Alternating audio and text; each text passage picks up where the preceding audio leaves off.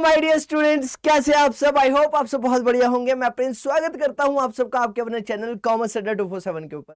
आज की इस वीडियो के अंदर मैं आप लोगों के साथ डिस्कस करने वाला हूं टॉपर्स की स्ट्रैटेजी कि किस तरह से टॉपर्स अपने आंसर्स को लिखते हैं ताकि वो ज्यादा से ज्यादा स्कोर्स को क्या कर सके, मैक्सिमाइज कर सके। तो उसी चीज को दिखाने के लिए मैं आप लोगों के लिए लेके आया हूं एक टॉपर की नोटबुक कि उन्होंने किस तरह से अपने आंसर को रिप्रेजेंट किया था बोर्ड्स एग्जाम के अंदर, जिससे कि वो ज्यादा से ज्यादा मार्क्स क्या कर सके थे, स्कोर कर सके थे।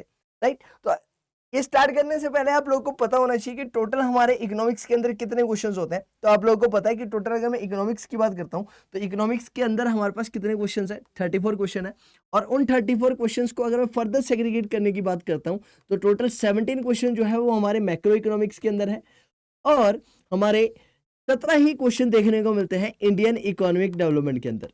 और उसके बाद अगर मैं बात करता हूं इन 17 क्वेश्चन में से भी मैक्रो के अंदर और इंडियन इकोनॉमिक डेवलपमेंट के अंदर, तो जो टोटल हमारे 10 क्वेश्चंस है, ये 10 क्वेश्चन जो है ये 1 मार्कर क्वेश्चंस है आपके मैक्रो इकोनॉमिक्स के अंदर। और इसी तरह से आपके जो स्टार्टिंग के 10 क्वेश्चन रहते हैं वो 1 मार्कर क्वेश्चन रहते हैं आपके इंडियन इकोनॉमिक डेवलपमेंट के अंदर।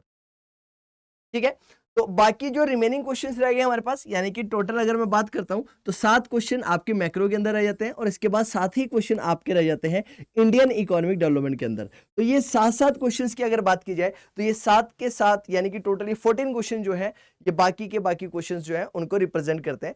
तो सबसे ज्यादा इंपॉर्टेंट चीज जो यहाँ पर ध्यान रखने की होती है, तो सबसे पहले आप लोग को ध्यान रखना होता है राइट आपके राइटिंग स्किल्स के बारे में, यानी कि आपकी वर्ड लिमिट कितनी है। तो अगर मैं बात करता हूँ 1 मार्कर क्वेश्चन की, तो आप देखेंगे अभी इवेलुएट करेंगे कि टॉपर्स जो है वो 1 मार्कर्स क्वेश्चंस को किस तरह से आंसर करते हैं ताकि वो ज्यादा से ज्यादा स्कोर कर सके एग्जाम के अंदर। तो स्टार्ट करते हैं। और सबसे पहले मेरे प्यारे बच्चों यहां पर देखिए, अब टॉपर्स के आंसर लिखने के तरीके को देखिएगा और इसको लेकर आने का सिर्फ और सिर्फ एक ही रीजन है ताकि आप लोग ये समझ सके कि आप लोग इनको देखकर किस तरह से ज्यादा मार्क्स स्कोर कर सकते हैं। देखिए यहां पर अगर मैं बात करता हूं मेरे प्यारे बच्चों, तो यहां पर देखिए टॉपर ने बेसिकली क्या करा है कि हर एक क्वेश्चन को सीक्वेंस से करने की कोशिश करिए। अब जाहिर सी बात है अगर टॉपर है तो इसको सारे के सारे कॉन्सेप्ट का पता होगा और सारे के सारे कॉन्सेप्ट बहुत अच्छी तरह से आते होंगे। तो इन्होंने क्या करा कि क्वेश्चन को बेसिक से शुरू किया, यानी कि पहले क्वेश्चन से उठाया और बोला कि सर हम तो सारे के सारे क्वेश्चंस को बहुत अच्छी तरह से कर सकते हैं, तो इन क्वेश्चंस को हम बिल्कुल पहले सीक्वेंस से शुरू करने वाले हैं। और सबसे पहले सेक्शन ए उठाई और सेक्शन ए के अंदर पहला जो टॉपिक था वो क्या था, मैक्रो इकोनॉमिक्स था। और मैक्रो इकोनॉमिक्स के अंदर पहले क्वेश्चंस को उठाया और पहले क्वेश्चन के लिए यहां पर इन्होंने लिखा कि भाई पहला क्वेश्चन जो है वो आपका क्या है, क्वेश्चन नंबर 1 है।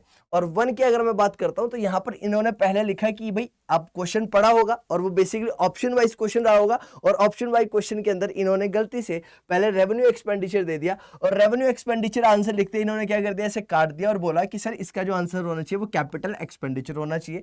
और कैपिटल एक्सपेंडिचर इसलिए लिखा गया है क्योंकि हमें यहां से एक चीज पता चल रही है, ये जो क्वेश्चन है ये बेसिकली किससे रिलेटेड है, ये बात कर रहा है expenditures on the defence items, right, defence items के ऊपर बात कर रहा है। इसका मतलब यहाँ पर जो खर्चा है वो गवर्नमेंट के द्वारा किस नेचर का रहेगा, कैपिटल एक्सपेंडिचर नेचर का खर्चा रहने वाला है। तो इसलिए ये कहां पर आने वाला है, राइट, कैपिटल एक्सपेंडिचर के अंदर आने वाला। तो यहाँ पर क्या लिखा है, expenditure on the defence item equipment create an asset for the nation but defence services only comes under the revenue expenditure. मेरे प्यारे बच्चों बहुत देखो क्वेश्चन को कितने बेहतर तरीके से एक्सप्लेन किया, आप वो देखिए। पहले इन्होंने आंसर बताया कि इसका जो राइट आंसर है वो क्या रहने वाला है। उसके बाद इन्होंने बताया कि सर अगर मैं कैपिटल एक्सपेंडिचर की बात करता हूं तो सर अगर कैपिटल एक्सपेंडिचर की बात करूं तो कैपिटल एक्सपेंडिचर के अंदर जनरली एसेट क्रिएशन की बात होती है।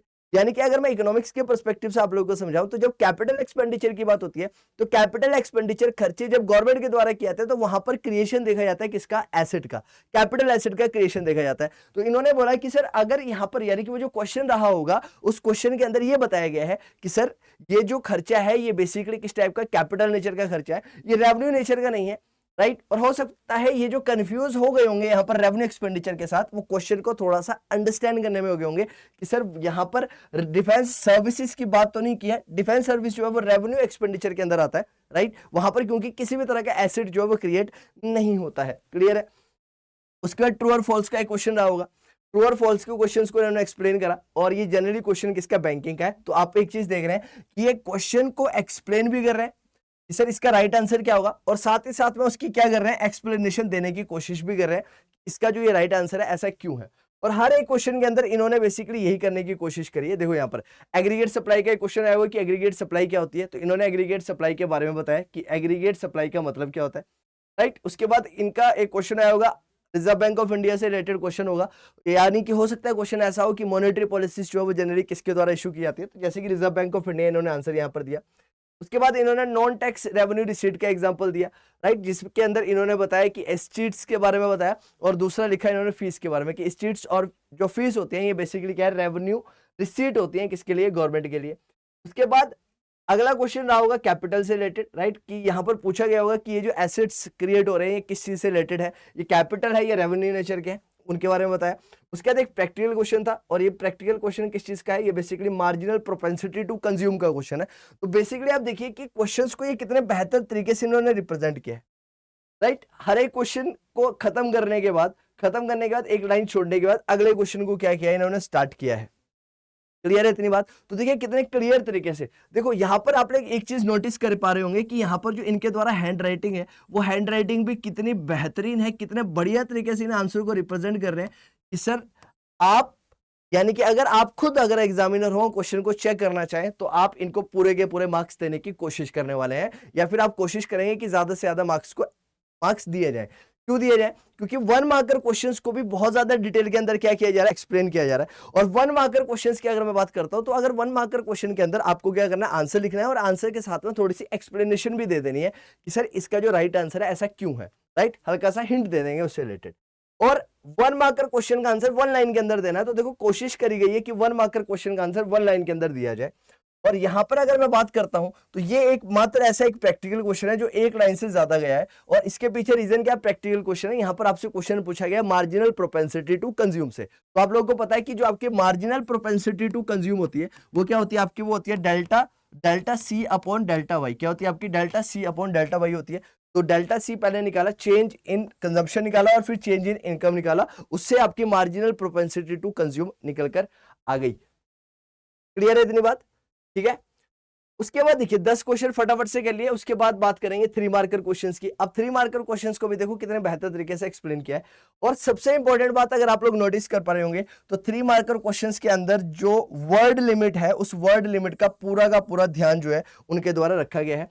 11th क्वेश्चन का अगर देखो फर्स्ट पार्ट है, तो फर्स्ट पार्ट को पहले इसने एक्सप्लेन किया कि भाई फर्स्ट पार्ट जो है वो क्या है। पहले कहता था statement is dependent because of the following reason, पहला रीजन बताया, चेंज इन प्राइस लिखा। उसके बाद उसको एक्सप्लेन करने की कोशिश करी कि चेंज इन प्राइस का मतलब क्या है। सेकंड पॉइंट यहाँ पर लिखा नॉन मॉनेटरी एक्सचेंज के बारे में बताया कि नॉन मॉनेटरी एक्सचेंज जो होते हैं वो बेसिकली आपकी जीडीपी के अंदर कंस्टिट्यूट नहीं करते हैं, उसके अंदर नहीं आते हैं। एक्सटर्नलिटीज के बारे में बताया कि एक्सटर्नलिटीज जो है वो बेसिकली क्या होती हैं।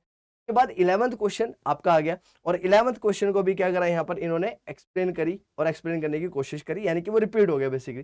12th क्वेश्चन की बात करता हूं, तो 12th क्वेश्चन एक प्रैक्टिकल क्वेश्चन आया। प्रैक्टिकल क्वेश्चन के अंदर चीजों को क्या किया गया, बताया गया कि आपका मार्जिनल प्रोपेंसिटी टू कंज्यूम जो है वो दिया गया है। तो इन्होंने सबसे पहले क्या करा, देखो जो प्रैक्टिकल क्वेश्चन है, प्रैक्टिकल क्वेश्चन के अंदर लिखा कि भाई गिवन सिनेरियो के अंदर क्या क्या चीजें हैं, जैसे कि मार्जिनल प्रोपेंसिटी टू कंज्यूम आपका दे रखा है, चेंज इन इन्वेस्टमेंट आपको 4000 करोड़ दे रखा है, तो आपको निकालना है क्या है, इन्होंने ये भी लिखा है कि टू फाइंड आउट क्या करना है, इन्वेस्टमेंट मल्टीप्लायर के निकालना है, राइट। तो के निकालने का इन्होंने सबसे पहले क्या दिया कि भाई के अगर हमें फाइंड आउट करना है, तो के निकालने का फॉर्मूला होता है K is equal to 1 upon marginal propensity to consume. और यहां से इन्होंने क्या करा, इसको सॉल्व करा, और सॉल्व करके क्या करा, यहाँ पर वैल्यू निकाली, और के की वैल्यू आई 5। उसके बाद पूछा डेल्टा वाई, और बताया कि के इज इक्वल टू होता है delta Y upon delta I, और डेल्टा वाई अगर मुझे चाहिए तो के को जब मैं मल्टीप्लाई कर दूंगा आपके डेल्टा आई के साथ में, तो मेरी चेंज इन इनकम निकल कर आ जाएगी।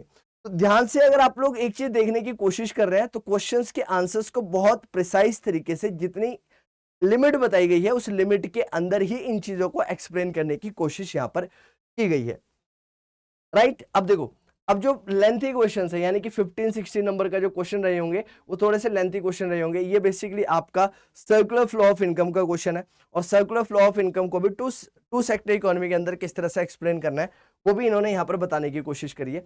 और उसके बाद मेरे प्यारे बच्चों, आप एक इंपॉर्टेंट चीज देखो, क्या देखो, आप देखने वाले हो सेक्शन बी के बारे में।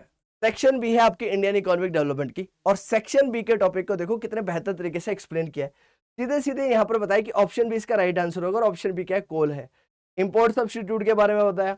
उसके बाद World Trade Organization, RBI, International Monetary Fund, International Bank for Reconstruction and Development, उसके बारे में बताया। के आंसर्स के बारे में बताया, इसलिए जो इसका राइट आंसर है वो क्या होना चाहिए, राइट। यानी कि आप एक चीज नोटिस कर रहे हैं कि 1 मार्कर क्वेश्चन को उसी तरीके से एक्सप्लेन किया गया है, ज्यादा बढ़ा चढ़ाकर दिखाने की कोशिश नहीं की गई, as it is simple answer को रखने की कोशिश करी गई है इसके द्वारा, बच्चे के द्वारा, ताकि ज्यादा से ज्यादा मार्क्स स्कोर किए जा सके। अब जो 3 मार्कर क्वेश्चंस है, तो 3 मार्कर क्वेश्चंस को देखो बिल्कुल तरीके से एक्सप्लेन किया गया पॉइंट वाइज। और एक चीज अगर आप लोग नोटिस कर पा रहे होंगे, हर एक आंसर को सॉल्व करने की कोशिश की गई है पॉइंट वाइज। देखो पैराग्राफ वाइज क्वेश्चन को नहीं एक्सप्लेन किया, देखो ये जो क्वेश्चन है इस क्वेश्चन को भी देखो कैसे एक्सप्लेन किया पॉइंट वाइज।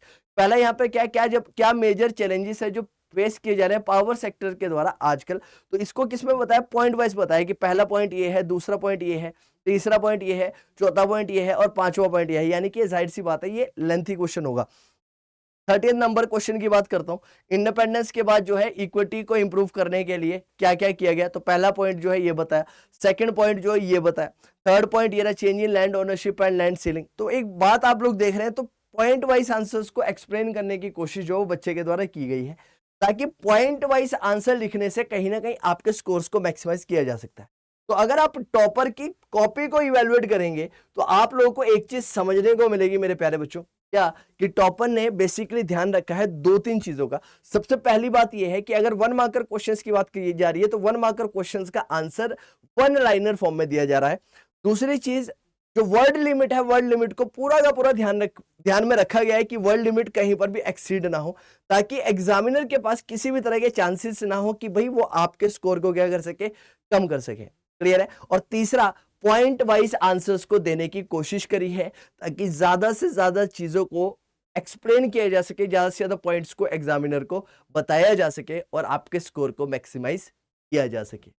तो आप लोग भी इसी तरह से अपनी प्रिपरेशन को कर सकते हैं और इसी तरह से आंसर देने की कोशिश कर सकते हैं, ताकि आप लोग भी ज्यादा अच्छा स्कोर कर सके अपने एग्जाम के अंदर। और वो चीज आपको देखने को मिलेगी जब आप सैंपल पेपर्स को क्या करेंगे, सॉल्व करने की कोशिश करेंगे। ठीक है, तो मिलते हैं आप लोगों के साथ इसी तरह की वीडियो के साथ, तब तक के लिए जय हिंद।